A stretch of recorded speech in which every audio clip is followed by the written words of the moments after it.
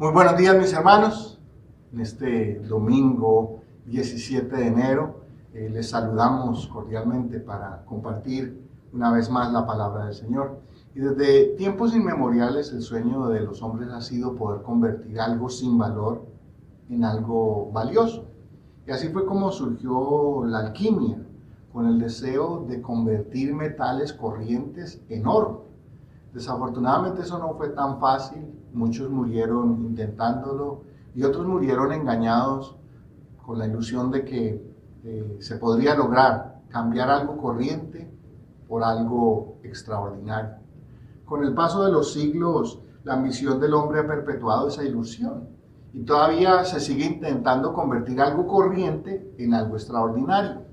Según algunos alquimistas modernos, basta con un pequeño cambio de actitud, una pequeña inversión, un ajuste menor, un poco de estímulo, un pequeño giro en la dirección, una reprogramación, una sesión de terapia, de readaptación, y etcétera, etcétera, etcétera. El ser humano logrará entonces cambios extraordinarios. Si no me cree, vaya a una librería,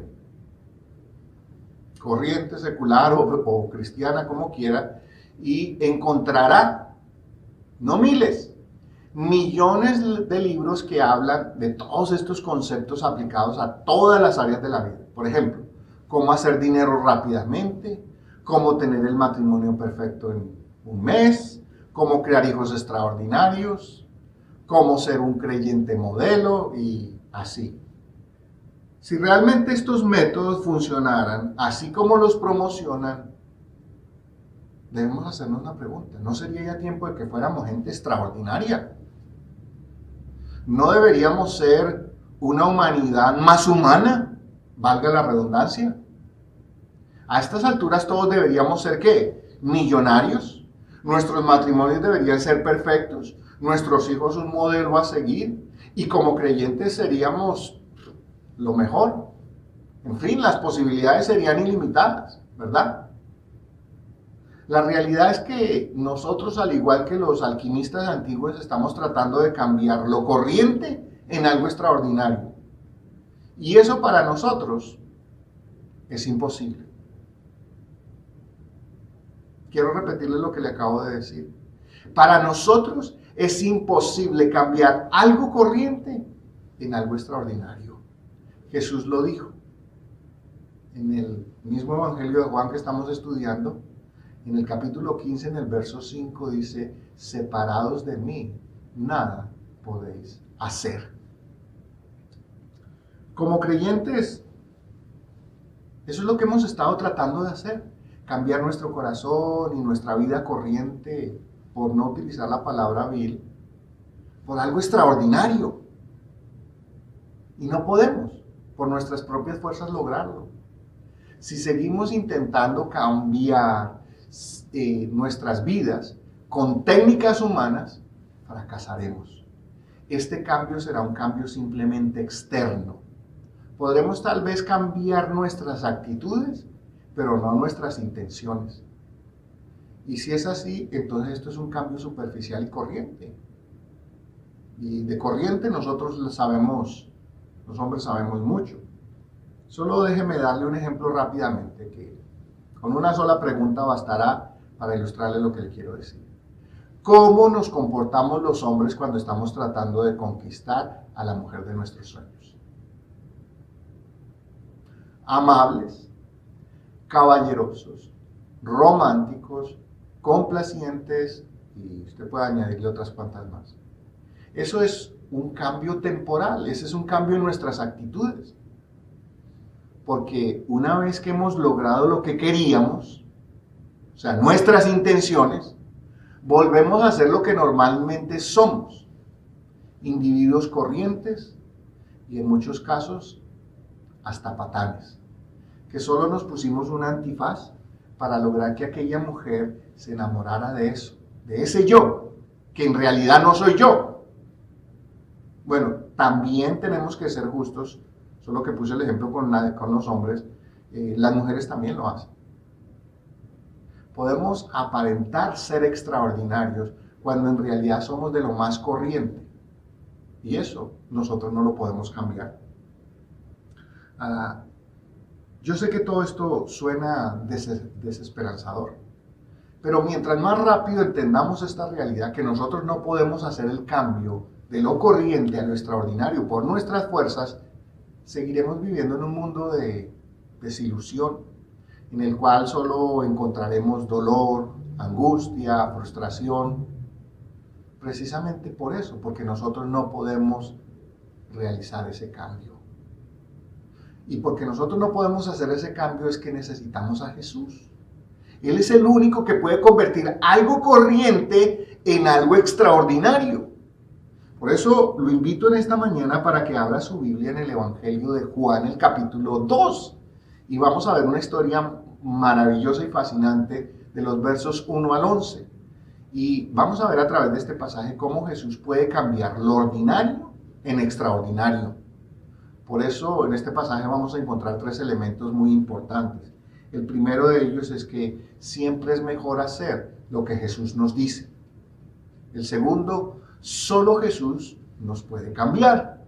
Y el tercero, que Jesús nos cambia para la gloria de Dios. Así que vamos a ir al texto en esta mañana y creo que muchos de ustedes están familiarizados con este texto, así que vamos a mirarlo. Dice, al tercer día se hicieron unas bodas en Caná de Galilea y estaba allí la madre de Jesús. Y fueron también invitados a las bodas Jesús y sus discípulos. Y faltando el vino, la madre de Jesús le dijo, no tienen vino. Jesús le dijo, ¿qué tienes conmigo, mujer? Aún no ha venido mi hora. Su madre dijo a los que servían, haced todo lo que os dijere. Vamos a detenernos por un momento ahí y vamos a mirar este verso. Siempre es mejor hacer lo que Jesús dice. Y quiero hacer una nota o una aclaración o un paréntesis, como lo quieran llamar, que este pasaje, desde el principio, que es un relato realmente sencillo, ha sido a lo largo de la historia de la iglesia utilizado para afirmar doctrinas que en realidad, solo sacando el texto de su contexto, se podrían apoyar. Y lo que esas doctrinas hacen es que son incorrectas y son hasta peligrosas. Por eso es importante que hoy nosotros nos tomemos o nos aproximemos más bien a este texto con cautela, con reverencia y con una sólida exégesis y una mente abierta para poder sacar las grandes verdades espirituales que el Espíritu Santo por medio del apóstol Juan nos quiso revelar y no nos entretengamos en discusiones. Así que el relato de Juan continúa diciendo que 3 días después, ¿3 días después de qué? De los hechos que mencionamos la semana pasada, de que Felipe invitó a Natanael a seguirlo y a Jesús y sus discípulos fueron invitados a una boda, una celebración de boda. Y debemos empezar por afirmar que este relato es la primera señal semipública del ministerio de Jesús. Hay muchas tradiciones, historias que tratan de descubrir la razón por la cual Jesús se hallaba en esa celebración y a lo largo de los siglos ninguna de estas tradiciones ha probado ser fiables, más allá de la duda. Así que hay muchos documentos, pero realmente extrabíblicamente no aportan mucho. Y en realidad, si prestamos más bien atención al relato que nos hace Juan aquí, lo que dice allí plana y sencillamente es Jesús y sus discípulos estaban en esta celebración. ¿Por qué? Porque habían sido invitados. En toda aquella boda, se encontraba María, la mamá de Jesús, y tampoco sabemos a ciencia cierta cuál era el papel que ella tenía allí, pero se podría decir que de alguna manera estaba envuelta con la organización de la celebración o de la fiesta. Y eso explicaría por qué fue ella a pedirle a Jesús o a informarle a Jesús que interviniera, que hiciera algo, porque el vino se había acabado. Así que, dando ese pequeño contexto, Vamos a analizar y en esta mañana les voy a pedir que me presten mucha atención y tengan un poquitico de paciencia porque tenemos que examinar algunos aspectos teológicos aquí para poder interpretar bien este pasaje. Y uno de los primeros asuntos que tenemos que mencionar es que la petición que María le hizo a Jesús: no tienen vino. Eso es lo que el evangelista nos dice que María dijo. Pero a lo largo de los siglos, esta porción de las Escrituras se ha tomado como la base para la intercesión de María por los pecadores delante de Dios. Y esta es una doctrina que caracteriza a la Iglesia Católica. Este argumento es insostenible, no solo desde la base de este texto solamente, sino de todos los demás argumentos que los demás evangelios nos presentan en contra de tal posición. María no intercede por los pecadores. Y desafortunadamente estas interpretaciones como esta no le hacen ningún bien a nadie, ya que lo único que han logrado estas interpretaciones tan mal hechas es sembrar división y en muchos casos hasta resentimiento entre evangélicos y católicos. Cuando interpretamos de esta manera la Biblia, básicamente es hacer o tratar de hacer, decir a la Biblia lo que ella no dice. Como dijéramos tal vez, poner palabras en la boca de Dios que Él jamás ha dicho. Tenemos que cuidarnos de que cuando interpretemos la palabra de Dios, no digamos lo que ella no dice. Tenemos que limitarnos a lo que ella nos revela. Nosotros, por lo menos yo, detesto que la gente diga algo que yo no he dicho. Pónganse a pensar cuánto más lo detesta Dios cuando nosotros decimos hablar en el nombre de Dios algo que Él no ha dicho. Dios es santo y perfecto. Así que ese es un elemento en este pasaje para tener en cuenta. Otro elemento que llama la atención y que causa desconcierto y que muchas veces me preguntan como pastores, pastor, ¿y por qué Jesús a María, su mamá, le contestó de esta manera? ¿Qué tienes conmigo, mujer?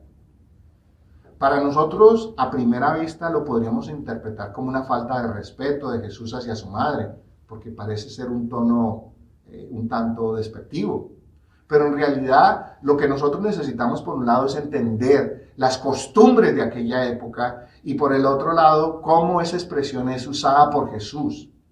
Una vez más, en este evangelio, al final, cuando Jesús le encomienda a María que cuide de Juan. ¿Recuerda? Cuando está en la cruz, Juan le dice: mujer, he ahí a tu hijo. Eso lo encontramos en el capítulo 19, en el verso 26 de este evangelio. Después hace lo opuesto, le dice a Juan: Juan, he ahí a tu madre, en el verso 27. Entonces, estas son las dos referencias que Jesús hace de esa expresión, mujer. Así que, desde el punto de vista lingüístico, referirse a la madre como mujer en aquella época y en aquella cultura era una señal de respeto, no de irrespeto.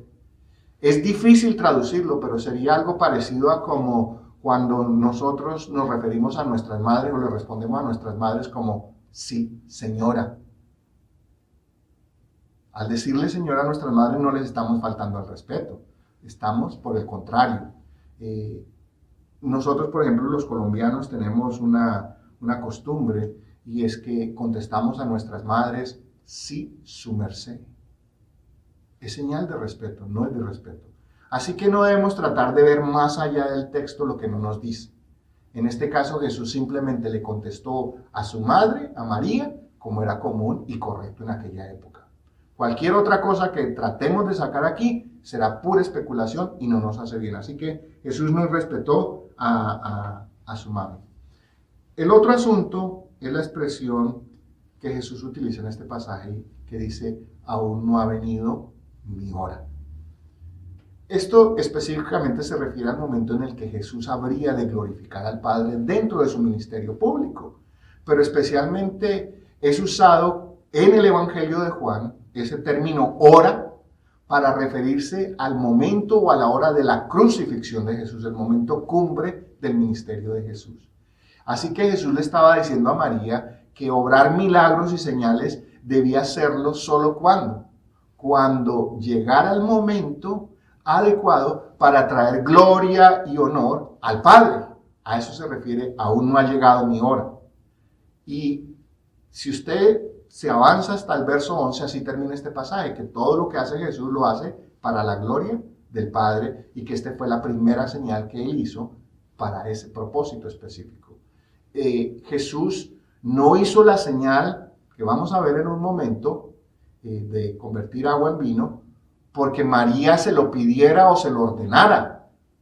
No, Jesús transformó el agua en vino para la gloria de Dios y como principio de señal de su ministerio. Así que, por último, en este pasaje, en estos primeros versos, María les da una orden a los encargados de servir. Presten atención, dice, haced todo lo que os dijere. Y ese sí es un gran consejo, que bien vale la pena que todos nosotros sigamos. Al fin y al cabo, nuestras vidas, o en realidad nuestras vidas como creyentes se debe limitar ¿a qué? A seguir las órdenes de Jesús al pie de la letra. Es triste ver que tanto católicos como protestantes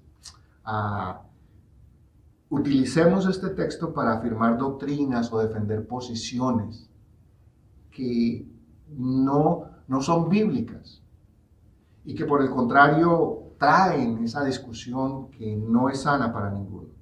Nosotros, como discípulos de Cristo, todo lo que se pide de todos los que queremos ser discípulos, ¿qué es? Obediencia. Haced todo lo que Él os diga. Así que si nosotros queremos sacar aquí una primera enseñanza espiritual, que es muy valiosa, sin desvirtuar el texto, sin alegorizarlo, sin sacarlo de su contexto, o incluso cambiar el significado de algunas palabras, como veremos un poco más adelante, es precisamente estas palabras de María. Hagan todo lo que Él les diga. Sigan sus instrucciones. Ese es un gran consejo. Y en esto hay que darle el mérito a María, quien sabía perfectamente quién era Jesús. Pero no es solo María la que nos da ese consejo. Es todas las escrituras de principio a fin que nos dicen que nos conviene, que es beneficioso para nosotros hacer lo que Jesús nos diga. Esa es la manera de tener una vida productiva y significativa delante de Dios. Así que en este primer punto, ¿realmente qué sacamos? Que siempre será mejor hacer lo que Jesús nos dice. Continuamos con el texto. Y estaban allí 6 tinajas de piedra para agua, conforme al rito de la purificación de los judíos, en cada una de las cuales cabían 2 o 3 cántaros. Jesús les dijo, llenad estas tinajas de agua, y las llenaron hasta arriba. Entonces les dijo, sacad ahora y llevadlo al maestresala, y se lo llevaron. Solo Jesús nos puede cambiar. Desafortunadamente, al igual que con los versos anteriores, se ha querido utilizar algunos elementos de esta narrativa para espiritualizarlos, y desafortunadamente no con muy buenos resultados. Se ha dicho, por ejemplo, que las 6 tinajas representan a los mandamientos y la tradición judía, y que Jesús cambió ese viejo modelo por el nuevo, el de la gracia.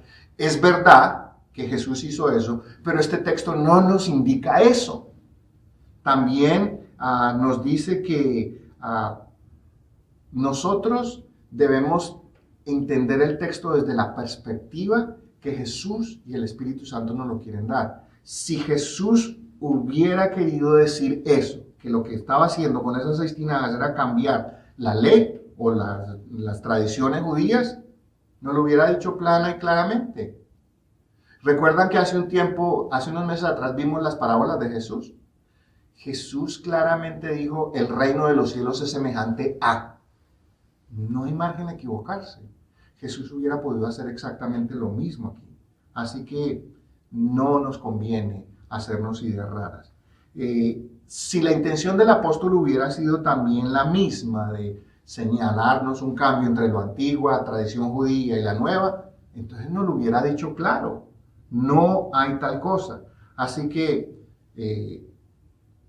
también se ha dicho, por ejemplo, que el número 6 representa la imperfección del hombre. Es verdad que en las Escrituras el número 6 representa la imperfección del hombre. Pero en este pasaje, relacionar 6 tinajas con la imperfección del hombre es casi que imposible de ajustarlo al texto. Así que todos estos son detalles teológicos que desafortunadamente lo único que hacen es sembrar confusión. Aquí, en este relato, 6 tinajas son simplemente eso, 6 tinajas de agua, que según la tradición se encontraban en la mayoría de los hogares de aquella época, a la entrada de las casas, con el propósito de lavarse los pies cuando la gente llegaba de la calle. Recuerda que andaban con sandalias, una suela y unas correas. Entonces, para eso estaba esa agua allí, para lavarse los pies y también para lavarse las manos entre comidas. ¿Qué hizo Jesús? Convirtió aquellas 6 tinajas de agua corriente, normal, en algo extraordinario, un gran vino. Y ya veremos eso más en detalle en los siguientes versos. Así que, en realidad como creyentes debemos entender que esta primera señal que Jesús estaba anunciando, básicamente estaba avisando cuál era su misión, cómo había venido. Cambiar lo común por algo extraordinario. Y esa sería la característica de todo su ministerio. Jesús manifestó ese poder y capacidad para convertir lo vil y despreciable del mundo en fragancia grata y agradable a Dios.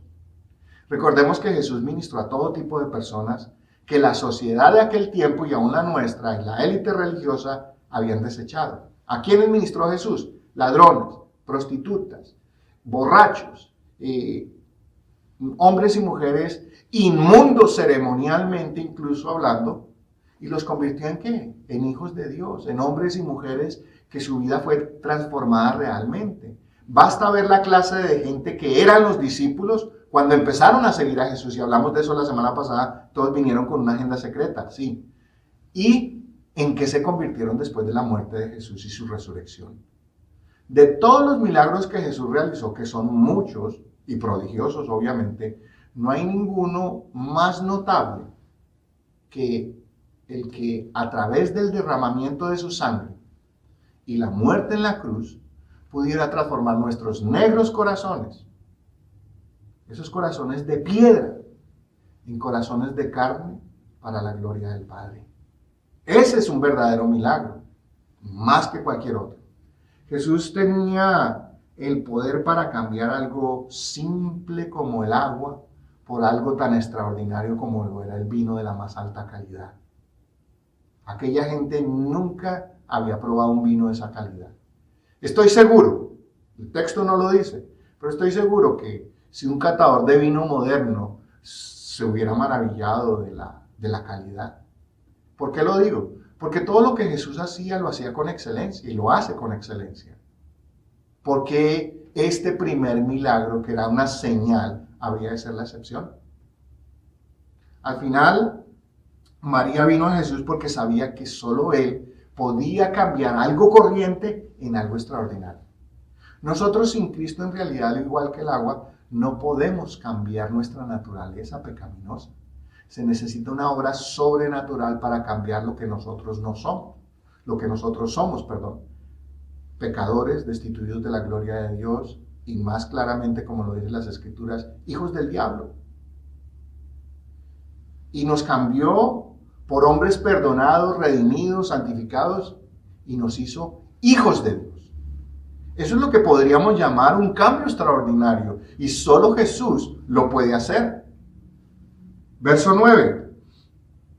Cuando el maestre Sala probó el agua hecha vino, sin saber él de dónde era, aunque lo sabían los sirvientes que habían sacado el agua, llamó al esposo y le dijo: todo hombre sirve primero el buen vino, y cuando ya han bebido mucho, entonces el inferior. Mas tú has reservado el buen vino hasta ahora. Este principio de señales hizo Jesús en Caná de Galilea y manifestó su gloria, y sus discípulos creyeron en él. Jesús nos cambia para la gloria de Dios. A esta altura del relato, Juan nos dice que el encargado de administrar la fiesta se sorprendió. ¿Por qué? Por la calidad del vino que se había reservado para el final de la fiesta. La costumbre en aquella época, y aún hoy en algunas fiestas, es dar la mejor bebida al principio, cuando la gente está completamente sobria y pueden distinguir entre un buen vino, una buena champaña, y entre un vino barato y de mala calidad. En aquel tiempo una fiesta de bodas, y eso es lo que a veces nos cuesta trabajo a nosotros entender, una fiesta de bodas podía durar entre 3 a 7 días. Y todos los días había celebraciones en donde la comida y el vino no podían faltar. La gente iba, hacía su trabajo, regresaba en la tarde otra vez a seguir celebrando. Entonces, en estas fiestas siempre se ofrecía vino, pero no significaba que la gente se embriagara, porque embriagarse en una boda, en aquella cultura, era muy mal visto, así como lo sigue siendo en las bodas de ahora. Lo menos que queremos es que algún familiar vaya a hacer un espectáculo porque se pasó de copas en la boda. Así que la razón que tenía para que hubiera vino en una fiesta era primero simbolizar el gozo y la alegría de aquellos que se estaban casando, y además que era en aquel entonces una bebida relativamente común y mucho más saludable que el agua. ¿Por qué? Porque el agua no era filtrada, mi hermano. No tenía tratamientos. Generalmente en una fiesta como esta, el vino no se tomaba tampoco puro. Se rebajaba normalmente en una proporción de 2 medidas de vino por 3 de agua. Así que no era para emborracharse. Y como en los versos anteriores, aquí también es necesario que hagamos algunas aclaraciones antes de que podamos hacer la aplicación de la verdad eterna que este pasaje nos enseña. Y empecemos por el vino. Algunos predicadores y maestros afirman que la palabra en el original, que es oinos, en griego, oinos, significa jugo de uva. En realidad no es verdad. La palabra allí significa plana y sencillamente vino, el producto fermentado de la uva. Eso es lo que significa allí. ¿Cuál es la excusa entonces para tratar de decir o afirmar o a justificar aquella traducción de que lo que Jesús convirtió fue el agua en jugo de uva?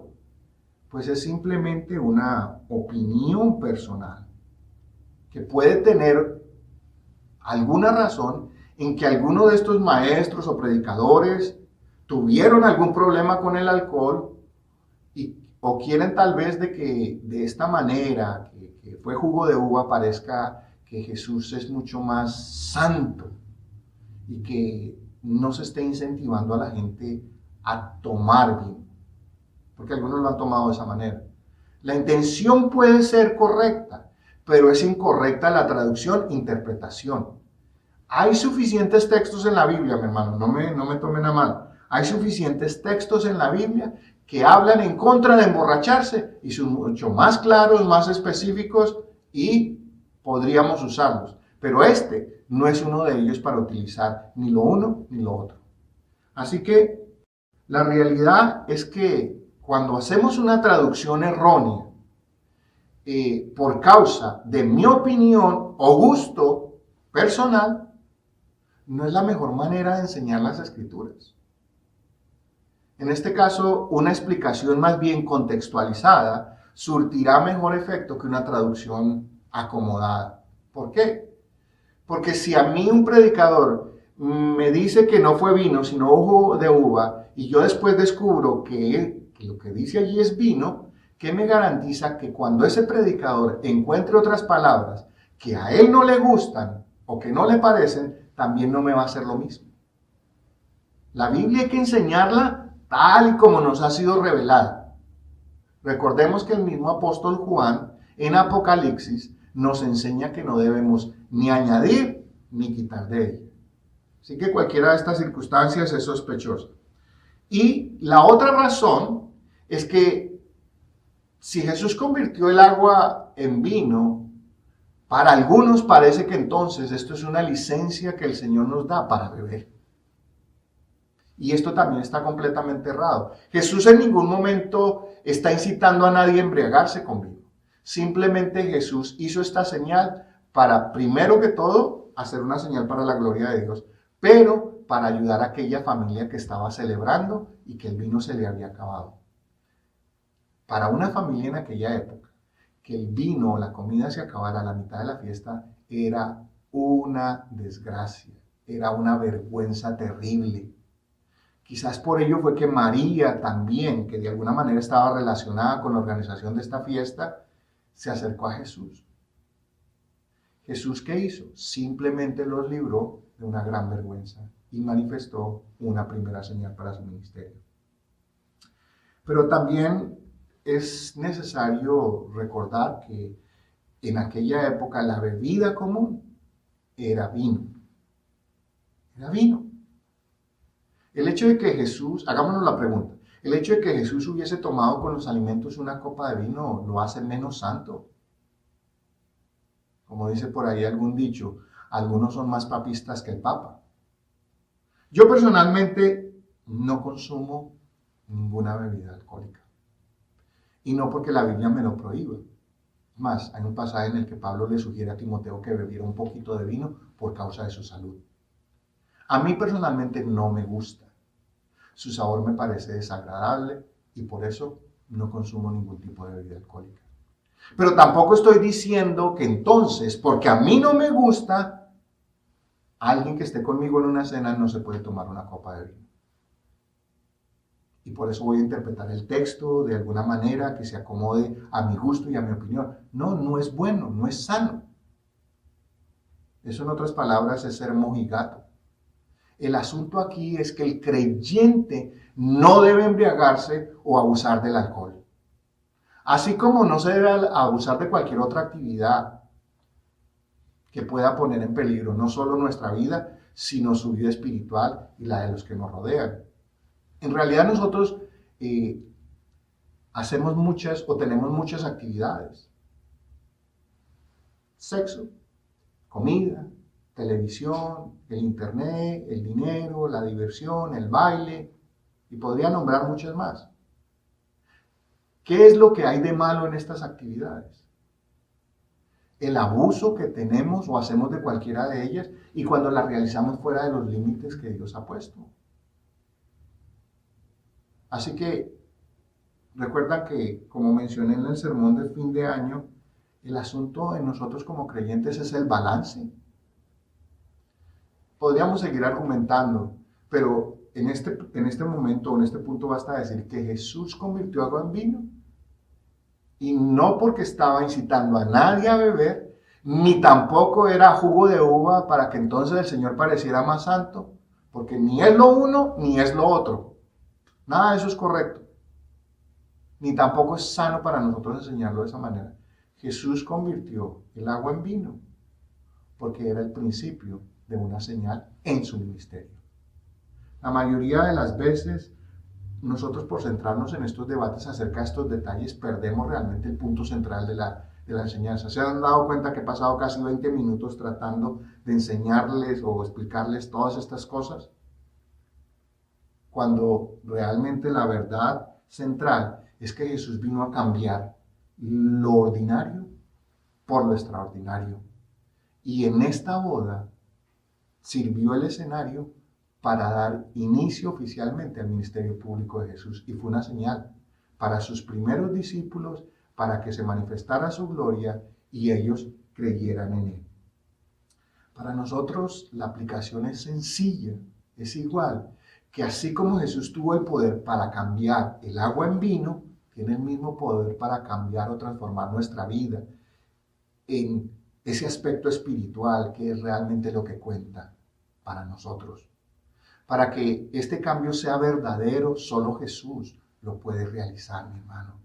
No hay mayor milagro que el que Jesús realiza en la vida del ser humano. Cuando transforma a un individuo que es mezquino, irresponsable, ladrón, abusivo, borracho, tramposo, mal padre o mala madre, mal hijo o mal hija, mal esposo o mala esposa, y podríamos seguir añadiendo a esa lista multitud de pecados, y nos transforma. Y solo el poder de Cristo nos cambia por hombres y mujeres que amamos a Dios por sobre todas las cosas, y como resultado de eso entonces ahora sí podemos amar genuinamente a nuestros padres, a nuestros hijos, a nuestras esposas, y somos transformados en criaturas nuevas y tenemos una nueva manera de vivir que traerá gloria a Dios. Por eso es que Jesús es el único que puede cambiar lo corriente en extraordinario para la gloria de Dios. Esta primera señal que Jesús hizo marcaba solo el comienzo de su ministerio. Por eso no debemos enfrascarnos en esos detalles, que en lugar de edificarnos nos llevan por el camino de la especulación, la religiosidad y el sectarismo. No fue este el propósito del apóstol Juan, por el contrario, fue relatarnos un episodio que tiene un mensaje claro y que sirve para anunciar que Jesús ha venido para cambiar lo corriente en extraordinario. En nuestro caso, recibir a Cristo en nuestro corazón como Señor y Salvador es la primera señal que Él nos dará. El cambio y la transformación vendrán a nuestra vida en medida que sigamos el consejo que María nos dio, que parafraseado, ¿cuál es? Hagan lo que Él les diga, todo. Le puedo asegurar, mi hermano, que nadie jamás tendrá que arrepentirse si simplemente se limita a obedecer a Cristo, en todo. Como dijera alguna vez Charles Stanley, usted obedezca a Dios y déjele las consecuencias a Él. Cambiar lo corriente por lo extraordinario, en este caso el corazón caído del hombre por un corazón redimido, solo Jesús puede obrar tal milagro. Si nos sorprende o no podemos creer que Jesús fue capaz de cambiar agua en vino, ¿qué esperanza entonces tenemos de que Jesús nos cambie el carácter, la vida y nuestro destino eterno? Piénselo. Realmente necesitamos a Jesús si verdaderamente queremos el cambio, que ese cambio se vea en nuestras vidas. Solo Jesús puede cambiar lo ordinario en extraordinario. Ahí donde está, le invito a que incline su rostro y vamos a orar. Amado Dios, te damos gracias por tu palabra, que de manera sencilla y clara nos relata lo que Jesús vino a hacer en este mundo. Y aquella primera señal de convertir agua en vino solo anunciaba que Jesús tiene todo el poder y la autoridad para cambiar lo corriente en algo extraordinario. Espíritu Santo, déjanos ver más allá de las interpretaciones erróneas y con los ojos de la fe, que es un mayor milagro cambiar nuestros corazones que simplemente cambiar agua en vino. Gracias, Jesús, por convertir nuestros corazones de piedra en corazones de carne y escribir en ellos tus mandamientos. Solo para ti, oh Dios, sea la gloria por medio de Jesucristo. En tu nombre, Jesús, oramos y damos gracias. Amén.